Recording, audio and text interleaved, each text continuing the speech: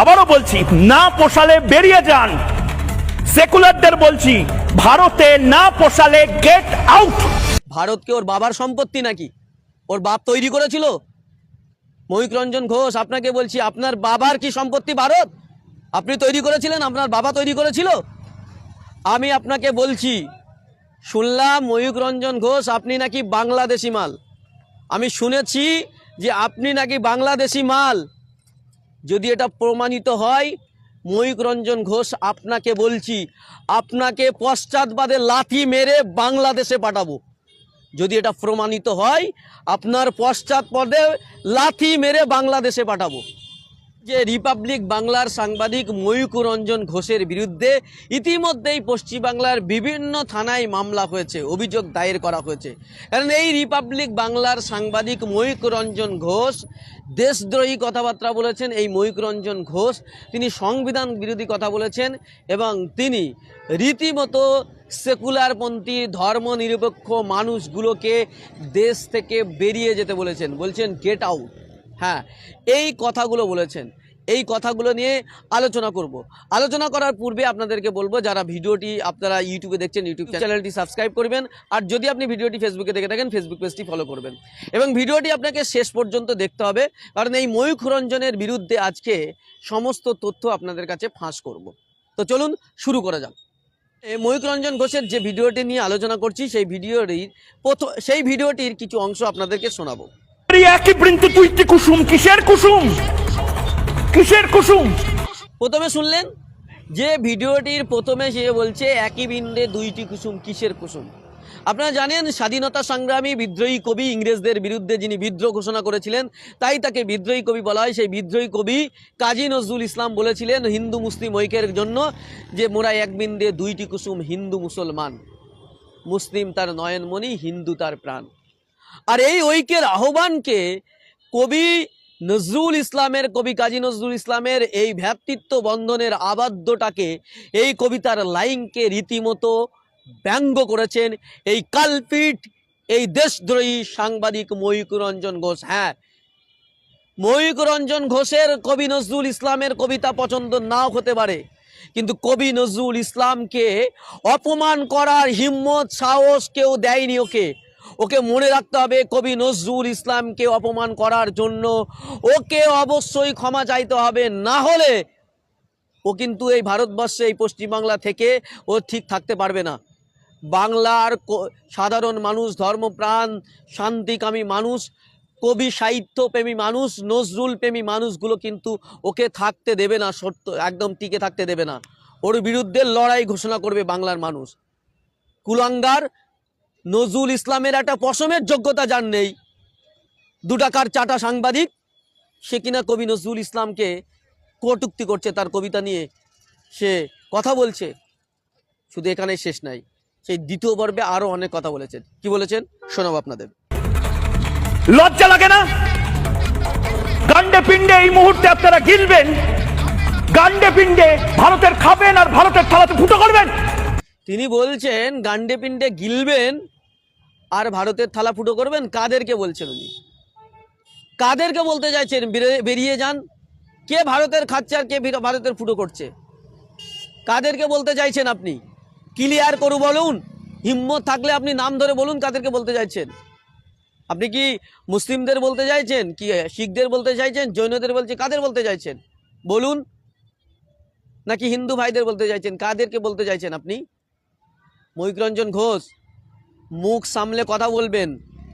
ইতিমধ্যেই আপনার বিরুদ্ধে বিভিন্ন থানায় মামলা হয়েছে, এবার হামলাও হবে। মানুষ কিন্তু হামলাও কতদিন শুরু করে দেবে সেদিন বুঝতে পারবেন না। আপনি অনেক জ্বালিয়েছেন বাংলার মানুষকে, তবে আপনার খুব শীঘ্রই জেলের গারদ আপনার জন্য অপেক্ষা করছে, আপনি কিন্তু তৈরি থাকবেন। চলুন তিনি আর কি কি বলেছেন শোনাবো। বেরিয়ে যান, বেরিয়ে যান যদি আপনার মনে হয় যে আপনি সেকুলার। আর জবাব চাই বাংলা থেকে বেরিয়ে যান, কাল দেশ থেকে বেরিয়ে যান। বেরিয়ে যান যদি মনে হয় যে আপনি সেকুলার, তাহলে আজ জবাব চাই বাংলা থেকে বেরিয়ে যান, কাল দেশ থেকে বেরিয়ে যান। দেশটা কি ময়ূক রঞ্জন ঘোষের বাবার দেশ? ধর্মনিরপেক্ষ দেশ। ভারতের প্রস্তাবনায়, সংবিধানের প্রস্তাবনায় ক্লিয়ার করে বলা আছে ভারত ধর্মনিরপেক্ষ দেশ। ভারত কোনো ধর্মের প্রতিনিধিত্ব করে না। আর যদি আপনি এই কথা বলেন যে বেরিয়ে যান, তাহলে মনে হয় সংবিধান বিরোধী কথা বলার জন্য আপনাকে ওই রিপাবলিক বাংলার স্টুডিও থেকে আপনাকে গারদে বেরিয়ে যেতে হবে। ওখান থেকে বেরিয়ে গারদে যান। আর সে গারদে যাওয়ার ব্যবস্থা বাংলার মানুষ অলরেডি তৈরি করে ফেলেছে। আপনার খুব শীঘ্রই আপনি গারদে যাচ্ছেন। আর কি বলেছেন শোনাবো। কারণ ভারতের সংবিধান থেকে সেকুলারিজম ওয়ার্ডটাকে সরিয়ে দিতে হবে। অনেক হয়েছে। সেকুলারিজম কোনোদিন আমাদের ভারতবর্ষ ছিল না। আমাদের ভারতবর্ষ টুকরো হয়েছিল দ্বিজাতি তত্ত্বের ওপর। এই নিকপুষু পানা অনেক বছর হয়েছে। ইন্দিরা গান্ধী শুরু করেছে এই সেকুলারিজম ওয়ার্ড। বন্ধ করুন, বদলে দিন। কিসের সেকুলারিজম? বলছে ভারতের সেকুলারিজম শব্দটাকে সংবিধান থেকে তুলে দিতে হবে, বন্ধ করুন। আমাদের দেশে সংবিধান, আমাদের দেশে কোনোদিন সেকুলারিজম ছিল না। আমাদের দেশ কি ছিল? হিন্দু রাষ্ট্র ছিল, ইসলামিক রাষ্ট্র ছিল, নাকি বৌদ্ধ রাষ্ট্র ছিল, নাকি খ্রিস্টান রাষ্ট্র ছিল? কি রাষ্ট্র ছিল? আমাদের দেশ ধর্ম নিরপেক্ষ রাষ্ট্র, ভারতের সংবিধানে বলা আছে। হয়তো সংবিধানে ইন্দিরা গান্ধী ধর্ম নিরপেক্ষ শব্দটা, সেকুলার শব্দটা ঢুকিয়েছেন আইনের বিরুদ্ধে, কিন্তু আমাদের দেশ প্রথম থেকেই ধর্ম নিরপেক্ষ দেশ। যে দেশের প্রথম শিক্ষামন্ত্রী ছিলেন মাওলানা আবুল কালাম আজাদ, যে দেশের প্রথম স্বাধীন প্রধানমন্ত্রী ছিলেন জওহরলাল নেহরু, হ্যাঁ, আর সেই দেশের প্রথম শিক্ষামন্ত্রী ছিলেন মাওলানা আবুল কালাম আজাদ। আর আপনি বলছেন আমাদের দেশটা ধর্মনিরপেক্ষতা ছিল না? ধর্মনিরপেক্ষ আমাদের দেশ ছিল না। কোথায় পেলেন এসব কথা? কোন স্কুল থেকে পড়াশোনা করেছেন আপনি? কোথা থেকে শিখেছেন এসব কথা? আপনি সংবিধান পড়েছেন, নাকি নিজের মনে যা ইচ্ছা, গোবর মাথায় রয়েছে, যা ইচ্ছা তাই বলে দিচ্ছেন? আর কিন্তু আপনাকে মানুষ সহ্য করছে না। ইতিমধ্যেই বিভিন্ন থানায়, আগে বলেছি, বিভিন্ন থানায় এফআইআর হয়েছে। এবার কিন্তু আপনাকে গারদে পড়ার সময় এসেছে। গারদে পূর্বে আপনি তৈরি থাকুন। আর কি বলেছে শোনাবো আপনাদের। আবারও বলছি, না পোষালে বেরিয়ে যান। সেকুলারদের বলছি, ভারতে না পোষালে গেট আউট। ওর কত বড় হিম্মত! ও বলছে আমি সেকুলারিজমদেরকে বলছি, সেকুলারদেরকে বলছি, ভারতে না পোষালে গেট আউট। ভারতকে ওর বাবার সম্পত্তি নাকি? ওর বাপ তৈরি করেছিল? মহিক রঞ্জন ঘোষ, আপনাকে বলছি, আপনার বাবার কি সম্পত্তি ভারত? আপনি তৈরি করেছিলেন? আপনার বাবা তৈরি করেছিল? আমি আপনাকে বলছি, শুনলাম মহিক রঞ্জন ঘোষ আপনি নাকি বাংলাদেশি মাল। আমি শুনেছি যে আপনি নাকি বাংলাদেশি মাল। যদি এটা প্রমাণিত হয়, মহিক রঞ্জন ঘোষ আপনাকে বলছি, আপনাকে পশ্চাৎবাদে লাথি মেরে বাংলাদেশে পাঠাবো। যদি এটা প্রমাণিত হয়, আপনার পশ্চাৎপদে লাথি মেরে বাংলাদেশে পাঠাবো। ভারতটা তোমার বাবার সম্পত্তি নাকি? তুমি যাকে তাকে বলবে বেরিয়ে যাও? কে হিম্মত দিয়েছে আপনার?